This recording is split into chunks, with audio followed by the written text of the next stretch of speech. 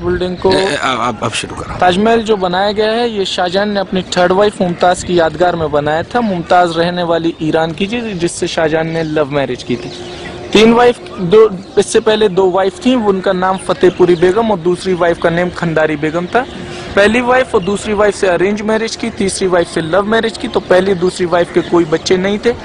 Third wife के 14 बच्चे थे जिसमें कि 8 बच्चों की तो जन्म के समय डेथ हो गई, 6 बच्चे लाइव थे, 4 बेटे 2 बेटियां थी, दारा शिको सुजात मुराद औरंगजेब। औरंगजेब शाहजहां का छोटा बेटा था, 2 बेटियां थी, जहां आरा और रोशन आरा।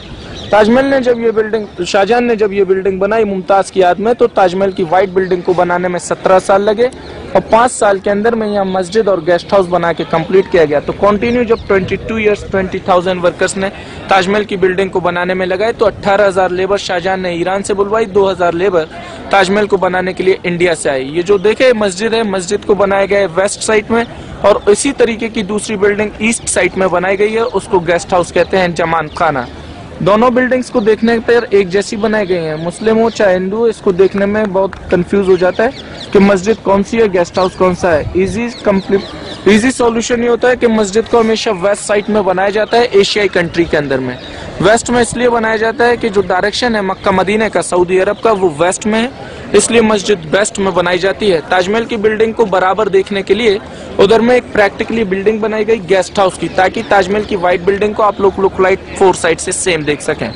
ये जो 4 मीनारें दी गई हैं ताजमहल की, चारों मीनारें देखने में तो सीधी नजर आती हैं, but these are not look like straight 4 minarets. 2 degree outside में टिल्टेड हैं। अल्लाह ना करे कभी अर्थक्वेक, आंधी, भूकंप या तूफान ना जाए जिसकी वजह से ये चारों मीनारें ताजमहल के अंदर में न गिरे, आउटसाइड फॉल डाउन हो जाए। ताजमहल बिल्डिंग को इधर में व्हाइट मार्बल देखिए, तो व्हाइट मार्बल जो है इंडिया का है, जो राजस्थान मकराना से आया था, आगरा से 450 किलोमीटर है।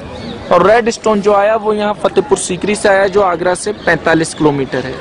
इस बिल्डिंग की टोटल हाइट दी गई है 245 फीट और चारों मीनारों की हाइट दी गई है 175 फीट। मैन डोम को देखिए, तो मैन डोम के ठीक नीचे में शाहजहां और मुमताज की ओरिजिनल मकबरा दिया गया है। ओरिजिनल मकबरा 1 साल में 3 बार दिखाया जाता है, और जो डुप्लीकेट मकबरा है वो आप लोग एग्जैक्टली एवरीडे देख सकते हैं, कोई भी डिफरेंट नहीं है।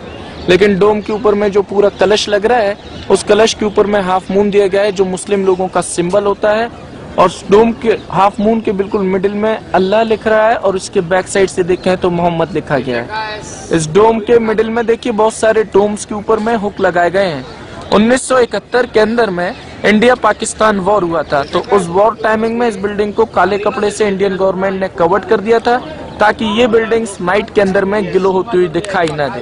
क्योंकि इस बिल्डिंग की तीसरी खूबसूरती ये है कि ताजमहल में कोई आर्टिफिशियल इलेक्ट्रिसिटी बल्ब आज भी नहीं है। ये बिल्डिंग आज भी नेचुरल ग्लो करती है, जैसे कि डायमंड की तरह से होता है। और बाकी जो सारे जेम्स स्टोन लगाए गए हैं ये मून लाइट में ग्लो करते हैं, जिस दिन 14वीं का चांद होता है।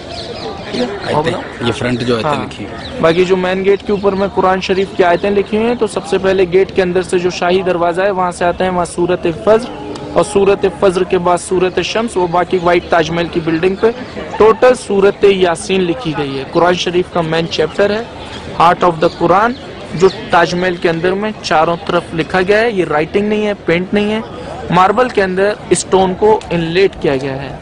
तो ये जितनी भी आर्ट यूज की गई है ये सब पर्शियन आर्ट है। पर्शियन आर्ट इसलिए यूज की गई है क्योंकि 18,000 जो लेबर ताजमहल को बनाने आई थी वो पर्शियन थी।